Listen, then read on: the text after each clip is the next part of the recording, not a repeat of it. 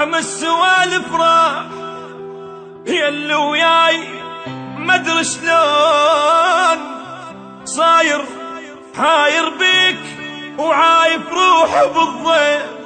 وبحرقان قلبي انت حاير الصوت الما اريده بالاذن مطبوع